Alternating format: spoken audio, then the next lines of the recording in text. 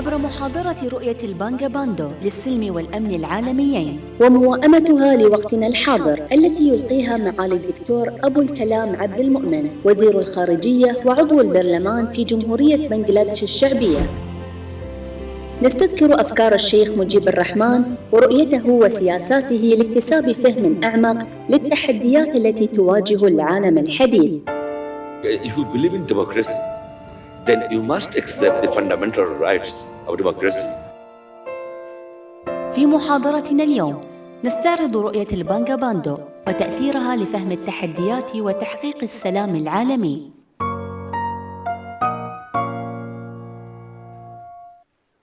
Honorable Foreign Minister of People's Republic of Bangladesh, Excellencies, distinguished guests, ladies and gentlemen, good morning. On behalf of His Excellency, Dr. Sultan Al-Naimi, Director General of Emirates Center for Strategic Studies and Research, it gives me a great pleasure to welcome His Excellency, Dr. Abul Kalam Abdul Mun'im, Minister of Foreign Affairs and a Member of Parliament in the People's Republic of Bangladesh to ECSSR and our lecture today.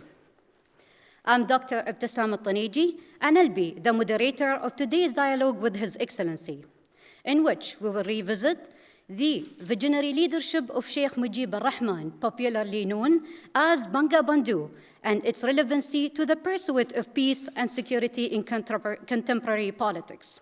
Before we dive deep into this interesting topic, let me briefly introduce our honorable guest today. His Excellency Dr. Abdul Mu'min has served as the Minister of Foreign Affairs since 2019 and as a member of the Parliament since 2018. He was also Bangladesh Permanent Representative to the United Nations from year 2009 to year 2015. Prior to his diplomatic career, His Excellency was the chair of the Department of Economics and Business at Framingham State University, and he also taught economics and business at different universities in the United States, such as Harvard University, MIT, and Northeastern University. He has also been a consultant for the World Bank, the United Nations Development Program, and also the Saudi Industrial Development Fund. Before the session begins, let me tell you how it will go. Firstly, Your Excellency, you're going to deliver your lecture for 25 minutes, followed by a brief conversation in politics and economy, and after that, we will open the floor for a Q&A session. Without further ado, please join me in welcoming His Excellency, Dr. Abul Kalam Abdul Mu'min, to share his views and reflection on the Bangabandhu vision for world peace and security and its application in today's world. The floor is yours, Your Excellency. Very much. Bismillah ar-Rahman ar-Rahim. Excellencies, distinguished guests, friends from media, ladies and gentlemen, Assalamu alaikum, peace be upon you. I am indeed privileged and honored to join you all at this seminar titled Bangabandhu's Vision for World Peace and Security, Its Relevance in Today's World. We are passing through the golden jubilee of the glorious War of Liberation, and we are heading towards the completion of the auspicious Mujib Borsho, the 100th anniversary of our father of the nation, Bangabandhu Sheikh Mujibur Rahman. Under the determined leadership of Prime Minister Sheikh Hasina, we are steadily marching towards a future which the father of the nation, Bangabandhu Sheikh Mujibur Rahman, had dreamed of, and the 3 million souls had laid down their lives for. I pay my most humble respect to our martyrs, to the 200,000 women and children who suffered the intolerable agony of war of 1971, and to the Shaheeds of 1975, August 15th. It was with that unshakable feeling of self-worth and dignity that we look forward to graduating to a middle-income country now and a developed country in near future. Excellencies, ladies and gentlemen, if I could have echoed the good Emperor Marcus Aurelius, I would have had said, peace is as soft and as swift as a whisper. But security is, more often than not, a set of promises backed by the threat of use of violence. These two seemingly contradictory words are often put together to portray the balance which we keep as practitioners of an ancient craft known as statecraft. Peace is often construed not as the absence of violence, rather as an indication of the establishment of status quo. More often than not, peace has been the inner craving of humanity, man and women, rich and poor. It is only in the recent times that peace is being perceived as an independent vertices of narrative discourse where collective wealth and prosperity could be projected as a win-win outcome for all parties to a given contest. Since the dawn of the history, it is the pursuit of power which dominated man and women in the collective thoughts as a social being. As the old saying goes, Jar Jan Jamin, Bangabandhu rose against this ancient wisdom itself and tried to asset his own mind into the realms of the policies that his country would adopt. Bangabandhu saw the 1943 famine in Bengal under the British Raj. He saw how the Second World War caused a thorough devastation of both lives and property, and how it corroded the human psyche. He saw firsthand how the British Raj stopped the distribution of food in spite of an abundance of it, only for the perceived reservation for military causes. This utter and total subjugation of the regard for human life and human dignity in the face of a clash between empires gave rise to Bangabandhu's obsession with the idea of creating a safe space for the human beings. Excellencies, ladies and gentlemen, for the governance of the state, the concept of security has evolved very rapidly. It started with the basic provision of the individual's safety and security provided by a sovereign. One of the most ancient codes of statecraft, the Manusmriti, codifies the principle of danda and the use of force as the backbone of governance and justice, and even that of spirituality or dharma. Even we would like at the code of Hammurabi or the book on Enoch, security and peace, and ultimately a resultant balance emanates from the use or the threat of use of force. But if we look at Bangabandhu and his visions for the world, we would probably see something very different. Bangabandhu wanted a third space, an independent realm of refuge in the very quotidian life of man, where he or she could be safe from oppression, hunger, malnutrition, ignorance, and of course, hatred. It is his vision of a philosophy of peace that Bangladesh started to espouse a concept of culture of peace. Peace in itself was the security that Bangabandhu was looking for. His target was the human mind, to refine it to a level where the ideas of peace, justice, and inclusivity would be endemic and not imposed. I would like to add here what we mean by culture of peace. There has been violence across nations. And those violence at times emanates into war and tension.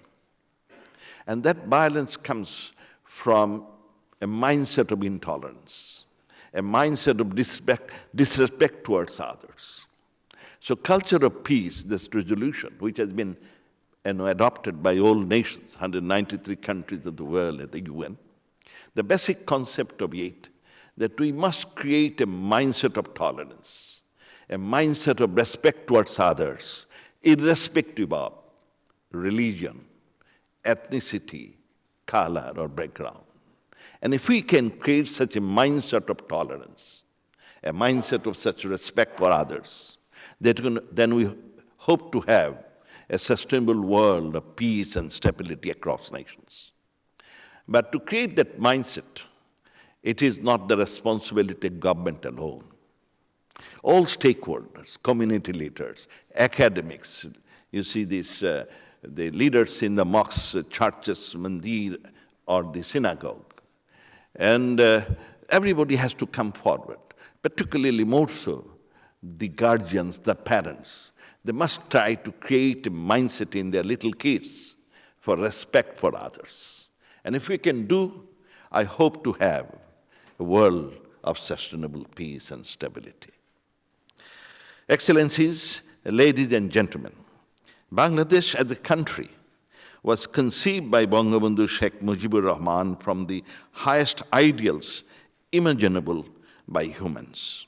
Ideas of freedom, ideas of democracy, equality, justice, and inclusivity. Amongst these, the idea of democracy was the primary driving force, even for the very sovereignty and independence of Bangladesh. Of course, there were induced economic disparities and injustices between the two wings of Pakistan, marked by a net transfer of resources from east to the west. But without any prejudice, it can safely be assumed that Pakistan's military staunch refusal to hand over power to a Bengali-led civilian government was the litmus test that sparked and ultimately led to the 9-month-long War of Independence. Father of the nation, Bangabandhu Sheikh Mujibur Rahman, was an ardent campaigner for peace, justice, and humanity. Bangabandhu gave precedence to the rule of law, even when those same rules and laws were institutionalized to oppose his vision and his political and economic objectives. Bangabandhu never adhered to violence or hatred as a countermeasure.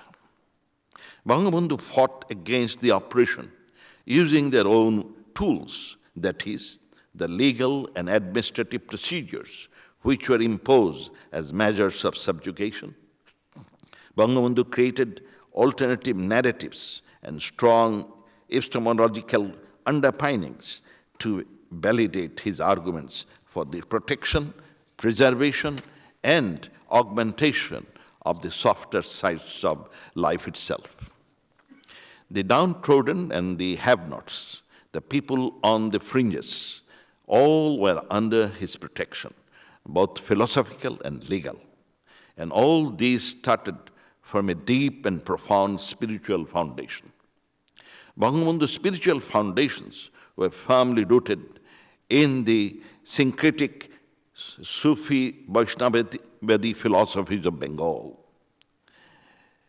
Chandidas, as early as 1408 in Bengal, started a movement, a campaign, and the title of it is Shobar upore manushotto tahar upore nai, means humanity is above all, and it spread across many parts of Indian subcontinent and beyond. In addition, the national poet of Bangladesh, Qazi Nazrul Islam, he also echoed Gahi Saimyer Gan, Manusher che nohe kichu mohiyan. It is humanity which is above all the problems, which is above all. In fact, all his political expeditions have one central theme, the theme of peace, justice, democracy, and dignity of human beings. If you would care to read his unfinished memoir, you will see for yourself how meticulously and how intricately he scrutinized the tenets of peace and security from the perspective of a just and orderly state. His visionary leadership not only established and consolidated the human rights and justice for the people of Bangladesh, but also set a clear guideline for peace, security, tolerance, equity, and justice for the other nations in the region and beyond. To gauge the depth of Bangabandhu's initiative for peace and security, one must go through the constitution Bangabandhu introduced soon after independence of Bangladesh. The document stipulated clear guiding principles for Bangladesh foreign policy, with due importance on promotion of international peace, security, and solidarity, mutual respect for national sovereignty and equality, non-interference in the internal affairs of the other countries, peaceful settlement of international disputes, and respect for international laws, renunciation of the use of force in international relations, general and complete disarmament, upholding the right of every people to freely determine and build up its own social, economic, and political system, and supporting the oppressed peoples throughout the world, waging a just struggle against imperialism, colonialism, and racialism. Never again was his motto. That is why Bangabandhu went to Pakistan in 1974, on condition that Pakistan would recognize Bangladesh and peace would prevail and justice would be served. In spite of the bitter taste of an ocean of blood, Bangabandhu believed in the promises of his enemy. That was the magnanimity and the reality of Bangabandhu Sheikh Mujibur Rahman. There has been opposition to going to Pakistan, but he ignored all because he was looking forward to the welfare of the people of then Bangladesh and also the Bengalis living in Pakistan, Pakistanis living in Bangladesh. And he wanted to have peace across whole of subcontinent. And he said, Bangladesh is a country that will imitate the gospel of peace across nations. And he wanted Bangladesh on those days as the Switzerland of the East. Ladies and gentlemen, Bangabandhu's vision of world peace stemmed from a deep conviction in the indomitable nature of human spirit. Both his ethos and his logos come from a central position of human dignity and agency in matters of the state and ultimately in the matters of the globe. As the founding father of a nearly broke nation state, he was not hesitant to put his thoughts up for examination, introspection, and projection by the Committee of Nations. Bangabandhu was the proponent of the foreign policy principle that we follow till today, and the maxim is friendship to all, malice towards none, and was very successful in drawing the attention of the world leaders from every corner within a very short period of time. He believed that all problems can be resolved by deploying diplomatic tools in the milieu of meaningful and continued engagements and dialogues. Prime Minister Sheikh Hasina's vision of the world and of the world peace is rooted in the visions of Bangabandhu. During the 66th UN General Assembly in 2011, Prime Minister Sheikh Hasina gave the world a 6-point multi-dimensional peace-centric development model for championing democracy and people's empowerment. The 6 multipliers of our proposed model include 1. Eradication of poverty and hunger, reduction of inequality and gainful employment, mitigation of deprivation, inclusion of excluded people, and acceleration of human development, including imparting education and technology. And last, elimination of terrorism. The United Nations has been adopting Sheikh Hasina's culture of peace, a resolution for the last 22 years that I have mentioned before. Bangladesh takes pride in its remarkable achievement in being one of the leading troops-contributing countries in the United Nations peacekeeping operations. I am happy to share with you that just in the last week, Bangladesh was elected as the chair of the United Nations Peacekeeping Commission for the second time. Recognizing Bangabandhu's,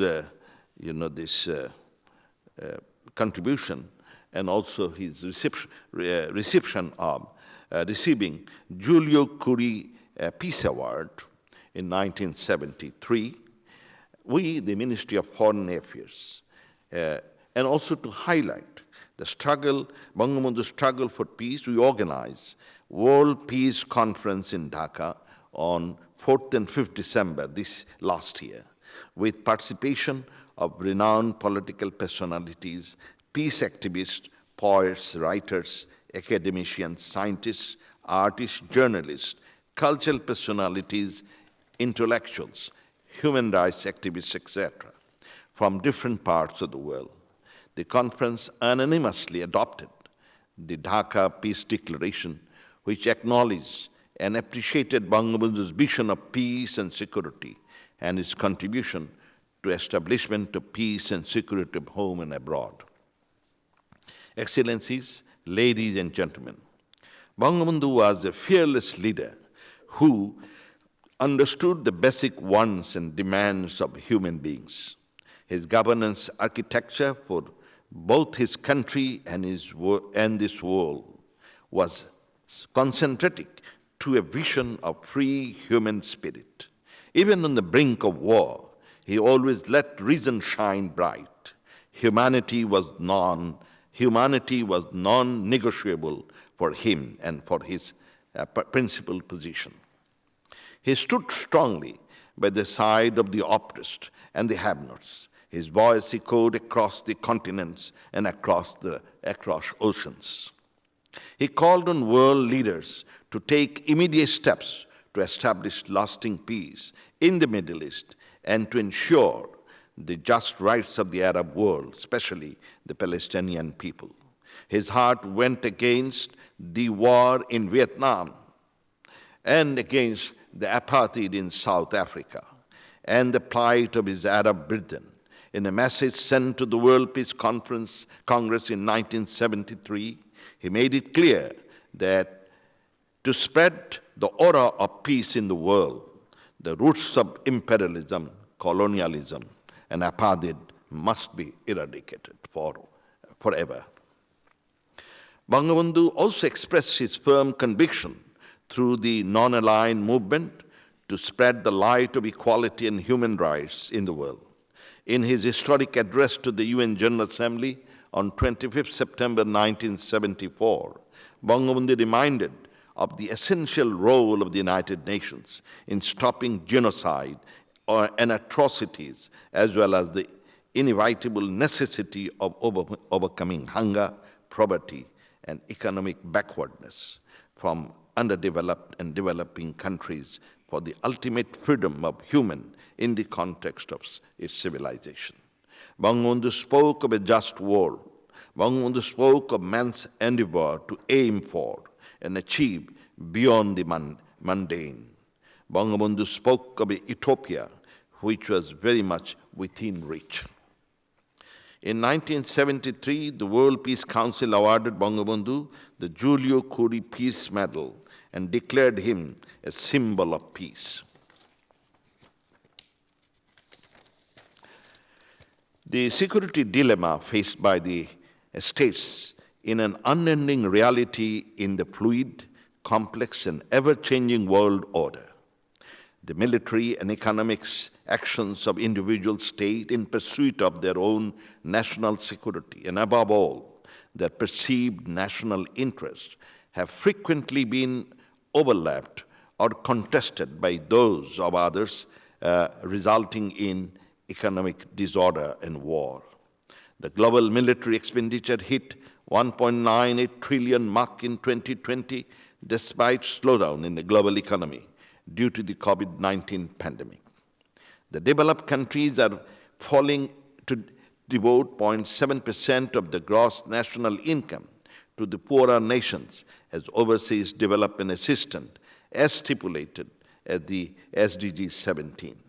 A pledge made by developed countries to provide $100 billion per year to emerging economies as climate finance was not materialized even by 2020. The world is not on track to achieve this second sustainable development goal, known as zero hunger for short, by 2030. Approximately 37 countries will fall even to reach low hunger, as defined by the Global Hunger Index severity scale by 2030. COVID-19 impact is yet to be calculated. As a champion of arms control and human security, Bangabandhu advocated that countries must prioritize resources for non-traditional security elements, such as human security, over those for traditional security, such as state security. He set the newly independent Bangladesh on the right course for playing a pivotal role in spurring arms control and disarmament and advocating human security at all levels. This is a matter of great amazement that this far-sighted belief of Bangabandhu gained ground when the concept of human security was popularized across the globe at the end of the Cold War. And Bangladesh has been a strong voice at the international arena in advocating human security and opposing unnecessary arms buildup and competition. In this regard, I am happy to note that under the far-sighted and able leadership of Prime Minister Sheikh Hasina, who herself is a champion of human security and arms control, Bangladesh has been able to stay on the right path treaded by our father of the nation. Our institutions, under the leadership of Prime Minister Sheikh Hasina, has started waking up to a core cause of economic sensitivity, ecological responsibility, and good governance promises. With zero tolerance to terrorism, stabilizing the economy and poverty alleviation remains our foremost priority.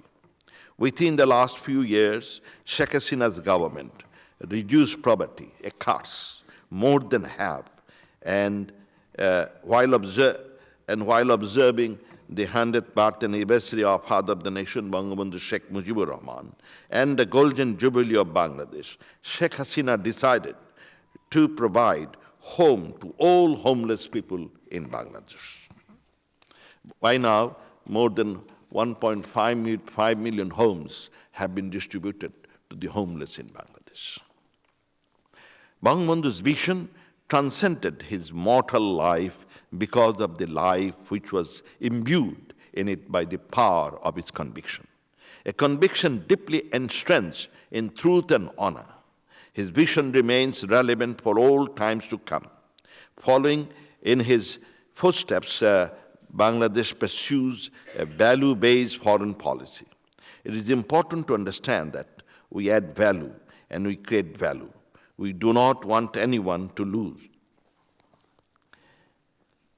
Excellencies, ladies and gentlemen, we emphasize our engagements with the complex political theater of the world in the thematic framework of technology, markets, and organizations, which encapsulates the common threats of economy and ecology to secure governance priorities. To multiply the outcome of the economic diplomacy, Bangladesh is designing systems with flexible and adaptable designs, building infrastructure with the capacity to host multi-level networks, and developing capabilities to create and sustain superior technological efficiency. We are targeting a design space. We wish to build and operate a design space where inclusivity and prosperity for all would be given, and the enhancement of human capability would be at the core of expectations. a creative economy and a design economy marked by innovation and entrepreneurship. That's our alternative to all the doomsday prophecies all around us. I remain at your disposal to listen to your thoughts, comments, answers to your, and also to answer to your questions. Joy Bangla, Joy Bangabandhu. Long live the friendship between UAE and Bangladesh. And thanks to the two visionary leaders, Bangabandhu Sheikh Mujibur Rahman and His Excellency Zayed bin Al Nahyan, the founder of this state. Thank you very much.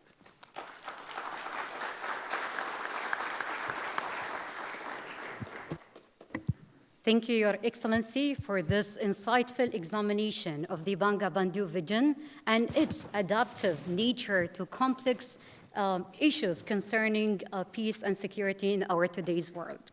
Your Excellency, in light of your extensive experience in international relations and strategic efforts, what are the most pressing issues facing your country? And also, how can Bangladesh partners and friends, such as the UAE, help transform some of these challenges into opportunities, especially in areas of priorities of like Bangladesh Vision 2041? Thank you very much for your question. What are the challenges? We do have plenty of challenges, and life without challenges is no life. We have challenges, we are very lucky. We have God-given two great resources. One is manpower, the human being.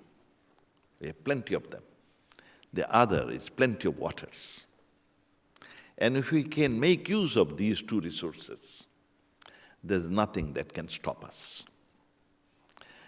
So, to use the, let's say, manpower resources, we need innovative ways of providing, skills training, so that could be helpful to our country. We need to create more jobs, both home and abroad. And to create jobs for our people, we need to make Bangladesh a manufacturing hub of the world. You will agree with me. Many of you know Bangladeshi labor force. They're hardworking, intelligent, and they may not be very educated, but they're quick learner. So if we can provide correct lessons to them, we can overcome. We can achieve miracles. The other thing is our water. We are lucky to have water. Not only that, we have a large ocean front. Look at Singapore. They had nothing. No proven resources, mineral resources, but they have a large waterfront. And they made use of it. And they had done a miracle. With UAE also has large ocean front. You have expertise in the area of ocean going, in managing the ports. This is an area where we can work together to share our experience and expertise and partnership. And that would be win-win, both for UAE and Bangladesh. UAE has a lot of technological advancement. And I think they can share their expertise with us. In the process, so we can do much better. I was also about to tell you that look at Japan. They don't have that many proven mineral resources. They have manpower. And that manpower help them to achieve goals. The other big challenge that we have, besides job creation, the other big challenge we have is the climate change. This is an area we are number 7th worst climatically affected country. It's not our fault. It's because of the abuse or misuse of resources by many other countries, we got into trouble. There is a global warming. And as per varieties of estimates, if there's 1 meter rise in the sea level, around 20-25% of Bangladesh will go underwater. That means around 30-40 million people will be uprooted from their homes. Right now, each year, around 6,500 people are being uprooted from their home, from their sweet homes, from traditional jobs. And they're flocking in the cities and towns, creating slums. By now, since we started calculation, 1996 onwards, we have around 6.5 million people has been uprooted from their homes. And we are trying to provide them shelter. And if this process continues, many more, and if 30, 40 million is uprooted, it would be a security problem, not for us, for everybody else, because they are, after all, human beings. They will try to go around the world, and other countries will fill the music. So before that happens, it is imperative for all leadership, the nations, to do something so that we can save this planet Earth. And we have a proposal. As the leader, we are the president of the CBF, a group of 55 nations, climatically vulnerable nations. What do we want? We want to save this planet Earth for all of us, for our future generation. To do it, we want all the countries, particularly the abusers, that they must take aggressive, national commitment so that the global temperature level remains at 1.5 degrees centigrade. They should also come forward with the money they promise. It's not a big amount of money. $100 billion a year, a very small amount of money. If you look at I was just mentioning about the defense expenditure each year. We spent $2.3 trillion for defense each year, as per CIPRI. But that expenditure is neither helping us to have more protection and more security.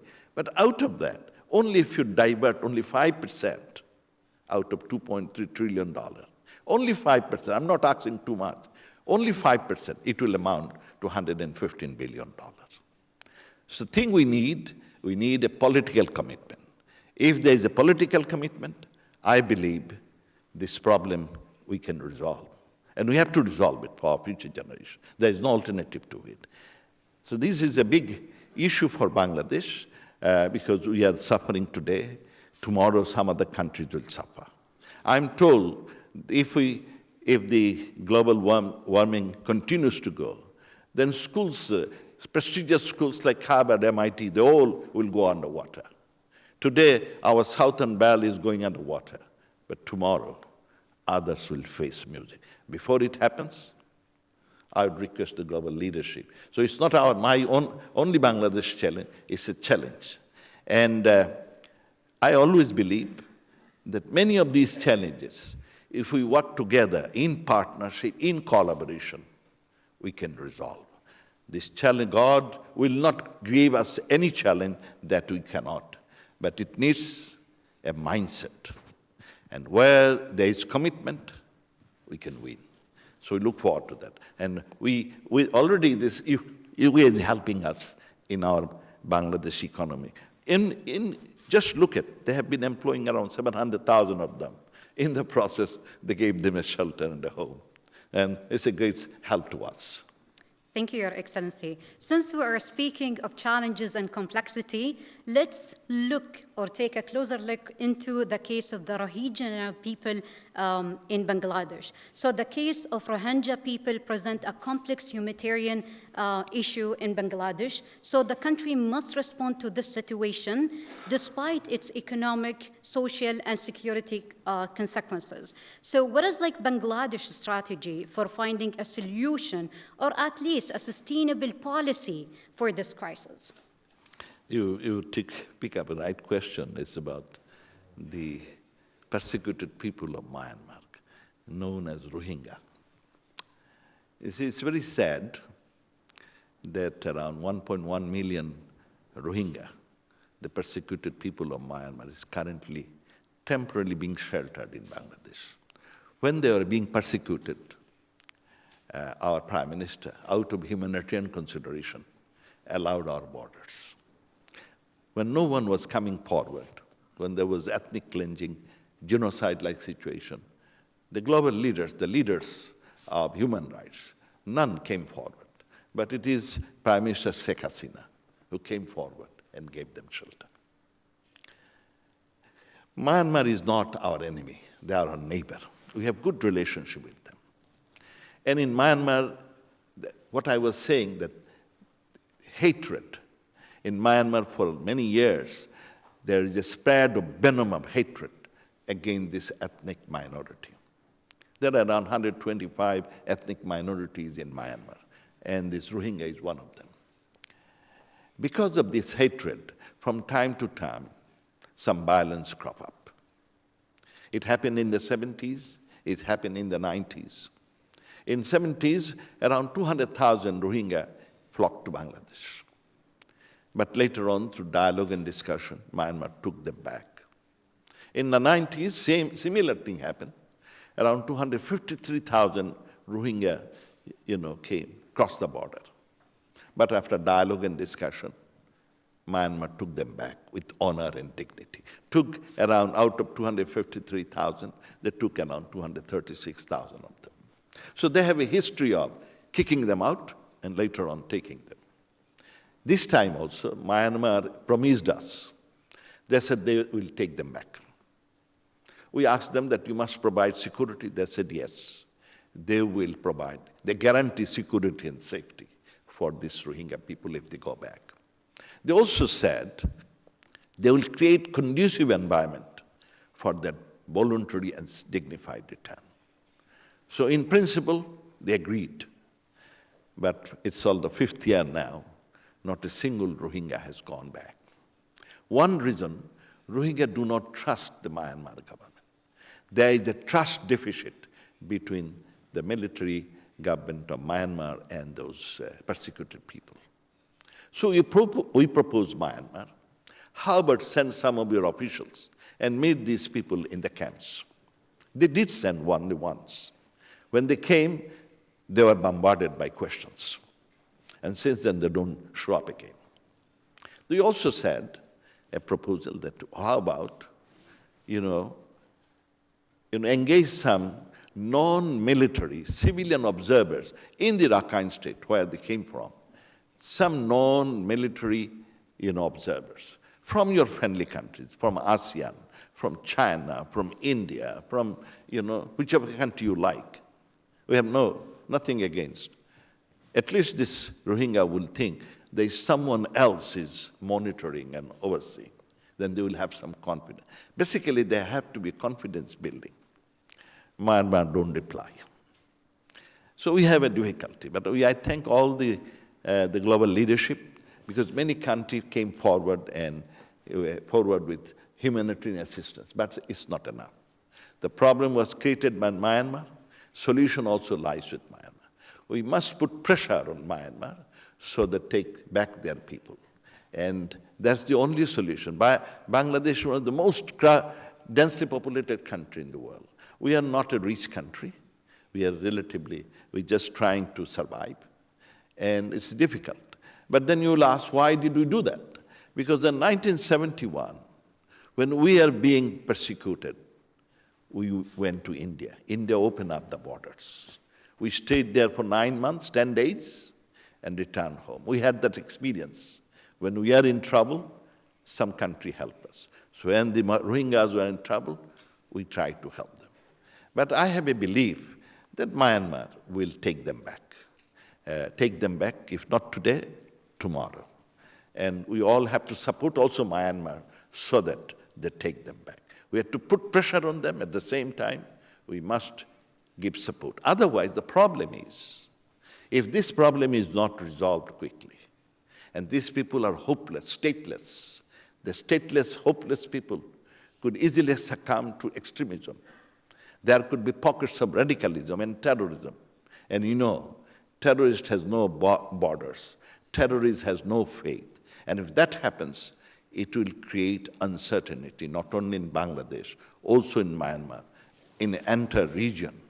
And unfortunately, many developed partners, since even after this genocide in Myanmar, an air genocide in Myanmar, they have been doing business as usual with Myanmar. The investment and trade with Myanmar has gone up 3.5 times to 15 times by many of the great stalwarts of human rights countries.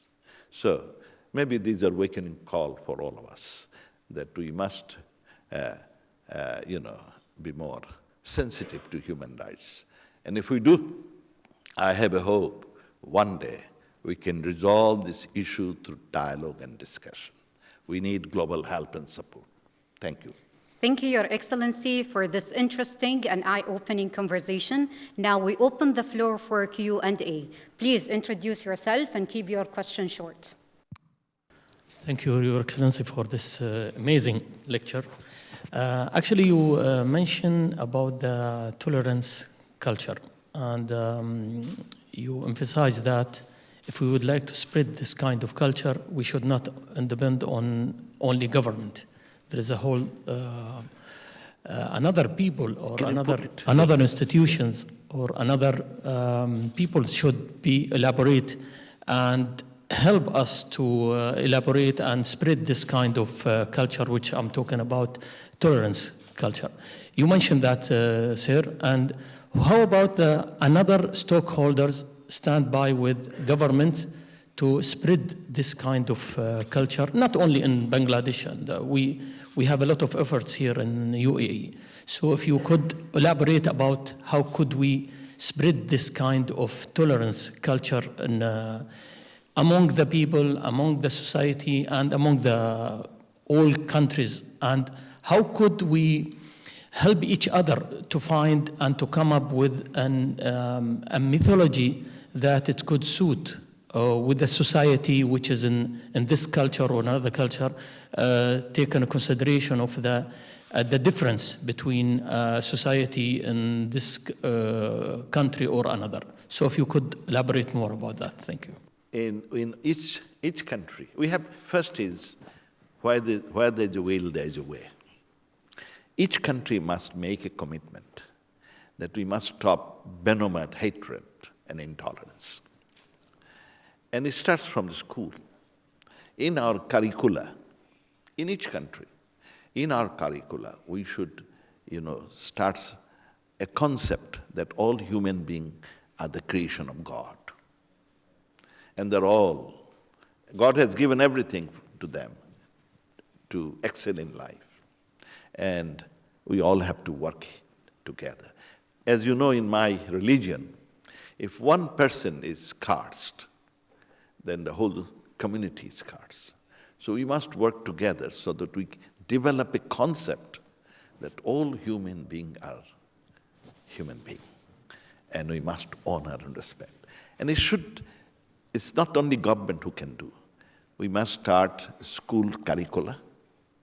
From the young, this is my personal reading, up to the age of 13, whatever you teach, they develop that value. And then during the teenager, there could be some aberrations, but does not matter. They will come back. So from this young age, we must try to inculcate a mindset of respect. And this can be done by parents, by teachers, by community leaders. Of course, government can put curricula in it. And if we do it, in the long run, not one day or today, in the long run, we can hope to have sustainable peace. And it's just essential, because otherwise how long you'll continue to fight? There must be an end to it. There must be. We are very lucky. Our Prime Minister is very, very mature on that. We have problem with our neighbors. Our big neighbor is India. We have a lot of problems. But we resolve most of our critical issues through dialogue and discussion, through give and take. We have resolved our problem with the neighbors like Nepal, Bhutan, everyone, through dialogue and discussion. So I think we have to have a mindset of tolerance and mindset respect for each other, and that can help us go a long way. We maintain a foreign policy, friendship to all, malice towards none. And we also maintain a non-aligned foreign policy. Everyone is our friend, you see, and we don't have enmity against any. There could be some little problems crops up. After all, we are human beings. But through dialogue and discussion, we believe we can resolve them. And I feel bad at times that in the Middle East, there has been so much of unrest. And although these could be resolved through dialogue and discussion, I'm always hopeful. Another question?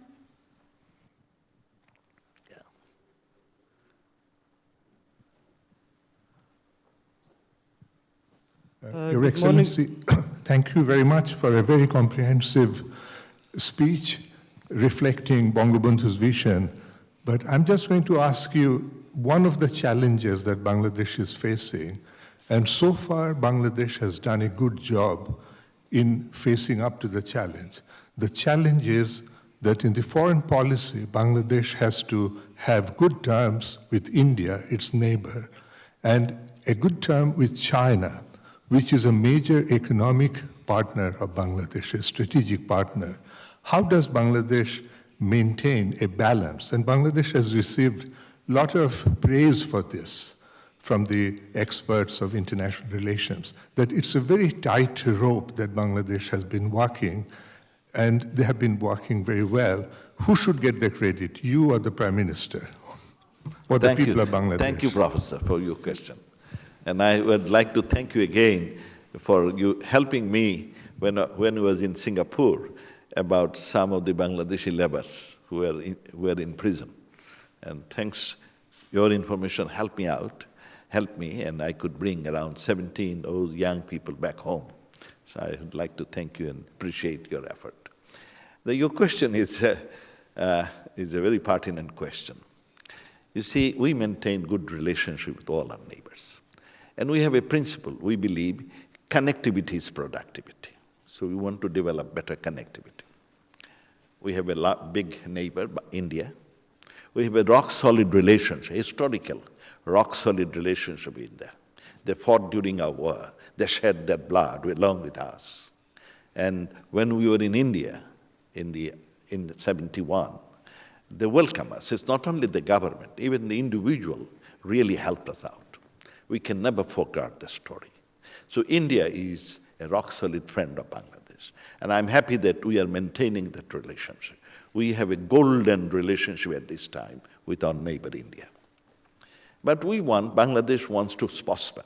We want to provide welfare to our people. We need to do that.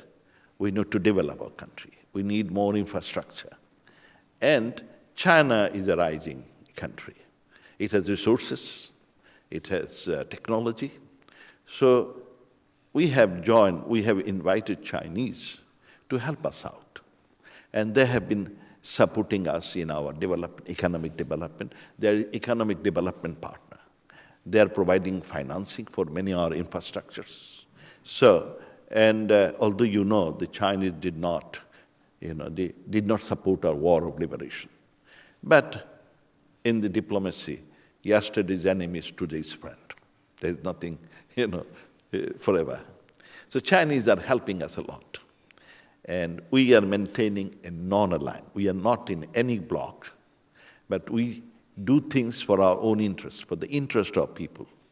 Chinese help and economic support is helping us. They're involved in many projects. But there is a perception, we take help from everyone.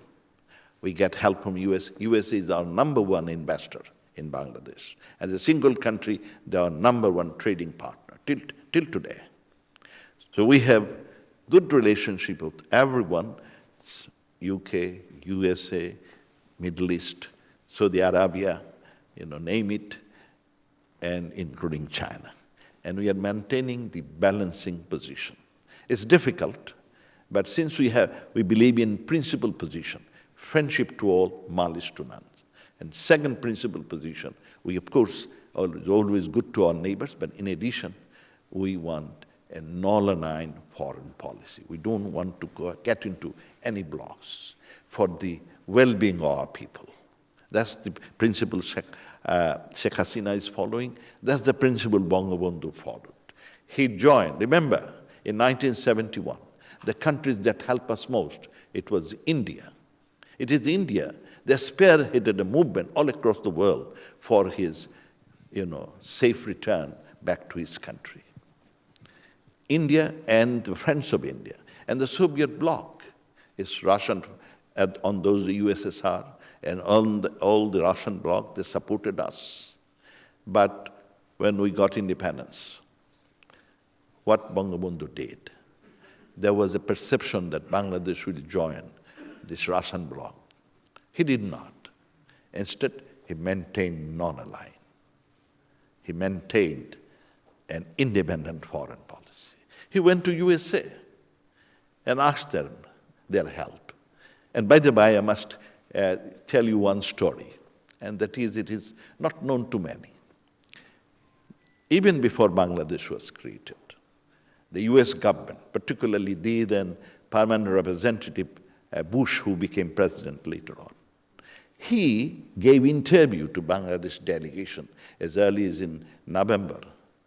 Bangladesh delegation, he gave them the audience. And the USA, since we got victory on the 16th of December, USA never opposed the Bangladesh membership to the UN. There are 16 times there was voting. USA all the time voted for Bangladesh membership to the UN. Although US at the 1971, it is the Kissinger, and the Nixon administration has different viewpoints because of a special reason, we can understand that. But the people of USA, the lawyers, these lawmakers, these congressmen, senators, the teachers, the academicians, and the larger community, musicians, poets, they supported the cause of independence of Bangladesh to end genocide, basically. So we have a very good relationship with everyone. Hopefully we can maintain it. Thank you. Thank you, Your Excellency. Since we are almost out of time, in 30 seconds, Your Excellency, what is the main message, lesson you would like the audience to take away? That the main message, I don't know, the issue that I want you to remember, that we must honor humanity. We must respect each other. And we must have partnership, collaboration with each other. We will face many emerging challenges. Now we are facing COVID challenge. In future, there will be more challenges, climate challenge.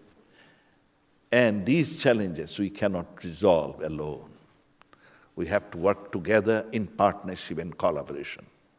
And in that, if we do that, we can solve many of the difficult problems. You see, in the COVID's case, from the day one, we have been promoting one concept, that COVID vaccine should be a public good and should be distributed to every country, every individual, without any discriminations. And if we can do that, hopefully COVID will be a history. It will go away. Future challenges will come, but we all have to work together in partnership. And we must respect each other. Does not matter who is that. We must respect each other, irrespective of religion, ethnicity, color, and background. That's the message I would like to, I would like others to take home. Thank you. At the end of today's session, and on behalf of His Excellency Dr. Sultan al-Naimi, we would like to thank His Excellency Dr. Abul Kalam Abdul Mu'min, as well as the members of our audience for their active engagement. Have a blessed Friday, and we will look forward to welcoming you again. Thank you.